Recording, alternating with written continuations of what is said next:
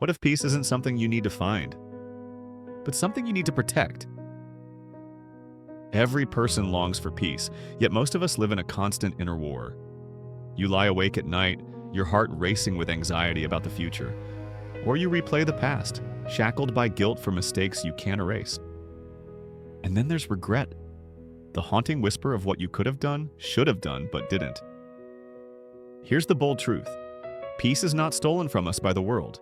It's sabotaged by these three inner enemies: anxiety, guilt, and regret. They work in silence, draining your joy, your focus, your faith, and your freedom. But what if you could not only recognize them, but defeat them?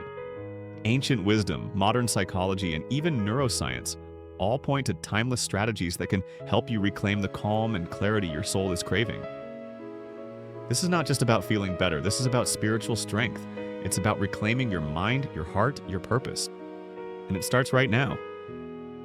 Let's begin. Anxiety, the fear of tomorrow that steals today. Anxiety is like a thief that lives in your mind, always pointing to the future but robbing the present.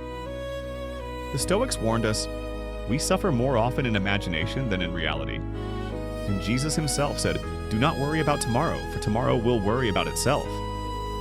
Science now agrees. Studies show that chronic anxiety hijacks the amygdala, the brain's alarm system, keeping us stuck in fight or flight. This is why anxiety feels so real, even when nothing is actually happening. Your brain gets trapped rehearsing threats that may never arrive. So how do we fight back? First, by grounding ourselves in the present moment. The Stoics practiced daily reflection. Buddhists turned to breath and meditation. Christianity offers prayer as an anchor. Be still and know that I am God. These practices quiet the amygdala and activate the prefrontal cortex, the part of the brain that restores rationality and peace. Second, by reframing anxiety into action. Instead of asking, what if everything goes wrong? Ask, what if I'm strong enough to face it? Neuroscience shows that reappraising fear shifts the brain from panic to resilience. The enemy wants to keep you paralyzed by tomorrow. But the truth is, you only ever live today. And today you are stronger than your fears. Guilt, the heavy chain of yesterday. If anxiety pulls us into the future, guilt traps us in the past. It whispers, you failed. You're unworthy. You can't undo what you've done. The early Christians wrestled deeply with guilt. That's why forgiveness is central to the gospel. If we confess our sins, he is faithful and just to forgive. Guilt, when left unresolved, is poison.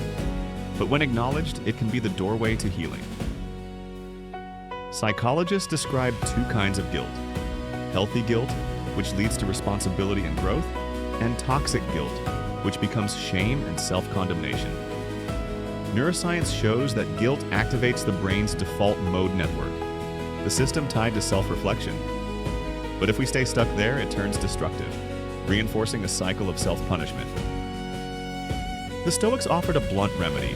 You cannot change what has already passed. Epictetus said, no man is free who is not master of himself. And mastery begins with acceptance. The cure for guilt isn't denial, it's transformation, confession, forgiveness, learning, and most importantly, choosing to live differently now.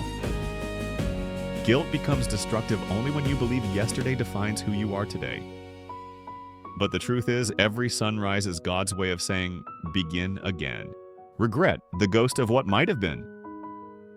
Regret is the cruelest of the three. Unlike guilt, which focuses on what you did wrong, regret focuses on what you didn't do, the missed opportunity, the road not taken, the love you never pursued. The Bible warns us of the man who looked back and lost his way. The Stoics echoed it. He who is not content with what he has would not be content with what he would like to have. Neuroscience has uncovered why regret hurts so deeply. It engages the brain's reward system, showing us the alternative future we could have had. It's not just a memory, it's a phantom life your brain convinces you was possible. But regret, like fire, can either destroy or refine. Left unchecked, it becomes bitterness. But harnessed, it becomes wisdom. Studies show that reflecting on regret, when done constructively, boosts learning, resilience, and motivation. So how do we defeat regret? By turning the question from what if I had to what can I do now? The past is a closed book, but today is unwritten. Every action you take today writes the story that regret can no longer steal.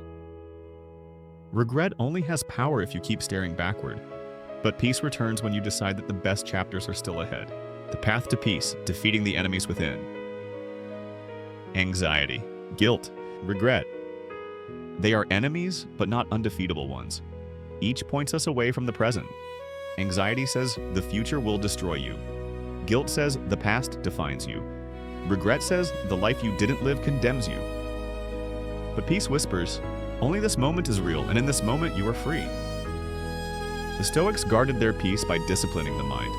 Christians guard theirs through faith, prayer, and grace. Neuroscience confirms that peace is not passive, it's a practice. Through gratitude, mindfulness, self-forgiveness, and intentional living, we literally rewire the brain toward calm and contentment.